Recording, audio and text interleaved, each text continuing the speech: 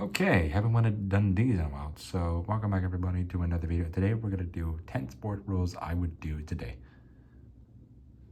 And then to be clarified, some of these rules could be rule changes, obviously in professional sport, whether you see them in the sports today, I would do. I kind of had a few conversations with a bunch of pals. That was a few days ago, so obviously whoever's obviously came up with this idea. Thank you very much. So anyways, let's go over those 10 sport rules I would do today. First up, we have to start with the MLB salary cap and a salary floor. The MLB, in my opinion, is set in the worst possible place in contending due to cheap owners. Yes, it's really bad enough. The Twins are a perfect example. Owners just who are cheap don't spend money, dude. Like, obviously, there has to be some type of salary cap and salary floor. So teams like the Yankees and Dodgers, they just can't take every player that they ever want. And in some MLB games, there will be teams, who will face each other and will be like, why even bother seeing? And not only is it an insult to obviously the opposite of the losing team, but also to the fan base who always will come back year after year after year after year after year, only for the owners to be like, thanks for the money, enjoy your bad team. So obviously this was my first rule, is a salary cap and a salary floor. Spend your damn money, owners. And obviously they want to win. Every single MLB team just wants to win. Next rule I'm going to implement is getting rid in the NFL is me getting rid of the NFL ties. Yeah, I really don't like it. I really don't like it anyways. There will be NFL games where obviously you see them go into overtime, and if it's still tied by the time the clock hits 0, it's just a tie. Dude, if college and obviously could do multiple overtimes, how come the NFL doesn't? It's stupid. So obviously, I would just allow multiple overtimes and times in the NFL until a team wins. No more ties anymore. Next ruling was about the NHL and any sport in general. Anyone who roughly injured a player or a star player that bad should be fined, ejected, and suspended. Yeah, I know I can't really show a picture because I really don't obviously want to show how rough it was, but if there will be any sort of player who obviously gets really into some other player on the ice, and then obviously they get roughed by them. Whether you slam them down or obviously badly injure themselves. And the stupid part is they obviously don't fine them or eject them. It's stupid. And they don't even suspend them anyway. I mean, they do suspend them, but they should be ejected and fined for obviously hitting a player that obviously they got roughly injured.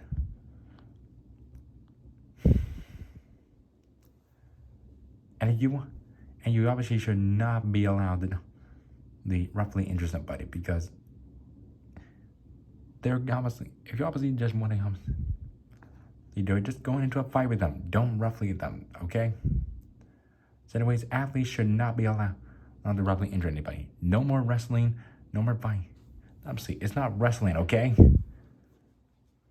So that's obviously, you gotta say is, you're not in wrestling. You're obviously in a different sport, okay? So yeah, this rule, athletes should not be allowed to be roughly injured star players or players obviously that are decent at best. But if you do, you're gonna be fined and ejected. Next up rule I obviously have on is obviously common one to these days. Athletes can celebrate in sports without worrying about being fined. Every single time when obviously a team posts something after a win, only for the sport organization to fine them. It's outrageous, dude. Like, what are you talking about? That would be like Instagram, obviously taking one of my pictures, posing. No, sorry. That would be like one of you two, obviously taking one of my videos, then posting on it with their original Instagram pages with a bunch of laughing emojis, and then I get a fine for $5,000. Screw you, dude. Athletes should obviously be allowed to celebrate because it made them feel good, and it made them feel obviously, happy that now they won the game. So yeah, you should never obviously be sharing that in a positive manner. And obviously you should never find them because Yeah, sure, it might have been disrespectful, but athletes obviously have the right, obviously, to celebrate because obviously, if you win, you win. Okay, so that this rule, athletes should not be penalized or fined for celebrating sports. Next rule I'm going to implement is about any fan or mostly about the fan base. Is there any fan in general? Excuse me. Is there any fan who says something too far or ridiculous to an opposing player or team should be ejected and fined and suspended from the stadium? Yeah, obviously there are plenty of fans who obviously can be great fans or fans who obviously can't stand by. And obviously there can be fans who obviously say something that's kind of too crazy. Like that one person obviously said something to Ketel Marte in Chicago White Sox for the Diamondback game. That obviously made Ketel Marte teared up. And that fan obviously was kicked out of the baseball game. I think fans really just need to have a 3-strike rule. Oh, 1 strike, you're on a warning. 2 strikes, you're possibly going to be removed from the game. Third strike of obviously something too far to an opposing player or team, get out. Plain and simple. No more taunting. No more saying anything really rude to them. I get you want to see your team win. I get you want to. And I really get you obviously want to see and be competitive. But here's the thing. You got to be respectful to the opposing players on the team and the opposing team as well. So chill out. Next rule I have is me getting rid of the NBA draft lottery and every other type of draft lottery. I mean, obviously, I know it's a prevent tanking.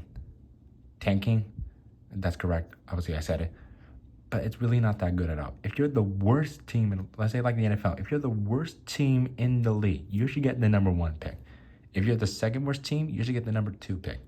If you're the third worst team in the league, you should get the number 3 pick. If you're the 4th worst team in the league, you should get the number 4 pick. I mean, there are some teams, obviously, that really just can't get the number 1 pick, but obviously, there are some times where it's screwed over fans and screws over teams that need the first overall pick. Excuse me. On top of that, sometimes the NBA is like the NFL, but there are obviously the first overall picks that are a good player, but not every single one of them. And half the time when they do end up taking years to do good, obviously it takes a couple years anyways. Cade Cunningham, the perfect example. Like, is he a good player? Absolutely, but not as good as you think he is. I really don't think it will create this. I really don't think obviously NBA draft lotteries will do any good for any team who get the first overall picks. Draft lotteries and any other draft lotteries, in my opinion, need to go by. Yeah, they just need to get rid of. Next up I have is sports owners really do need to be punished for not caring about winning or caring about the fans. There are owners who generally are good owners, but then there are some owners who obviously are cheap, but obviously don't do anything for the fans in general. There are owners who just don't care about winning. There are some owners who just obviously don't care about the fans, or they don't really care about anything at all. No, they just like, thanks for the money, enjoy your team, and good luck tonight. Like, owners really just need to be suspended, just like players. Need to be fined, suspended, and so just like the players do. It took the NFL 25 years to finally get rid of Dan Snyder. I'm not sure how, but that was a great start to this. Along with the NBA getting rid of Glenn Taylor, not sure why, but that was a great start to this. For anything about Glenn Taylor, defending Glenn Taylor, he was just getting old. No. They did an attribution to get him out of the office immediately. And sometimes there are also owners who just really don't care about the fans, though. Way too many times have we seen some owners obviously being one of the best at saying, and then there are some owners that obviously do things, but obviously there are some owners that just don't do anything that much because they obviously just seem to don't care. They just want to watch back and see how their team does. Whether how good or bad they do, they just obviously want to be like down and watch their team play and just see how they're doing. Other than that, they obviously should not even. They should obviously just care about winning because everybody wants to win as well. They want to win just like everybody does. Next up, the other rule about the NFL, but some other sport in general, in the sense that you can wear whatever type of cleats you want as long as you have matching uniforms on, matching pants, matching jersey, and matching helmets, and matching hats. I mean, there are obviously athletes who obviously come out with the coolest looking cleats ever, only for them they're gonna go change it or else they're gonna get fined for that. I mean, come on, who obviously looks at some shoes when they're playing at a game? No one really, well, obviously just like the thoughts kind of behind it of how cool the shoes are. Like Alvin Kamara when he wore his, like, Grinch cleats. No, they're not Grinch, they're just Christmas. I call them Grinch because, he ruined our Christmas. But looking back, it was a cool moment. He had some Christmas cleats on. He beat the Vikings' ass on Christmas, and guess what? Happened after that? Kamara was fined for it. So yeah, athletes should not be penalized for obviously wearing unmatched cleats. They should be allowed to wear whatever type of cleats you want.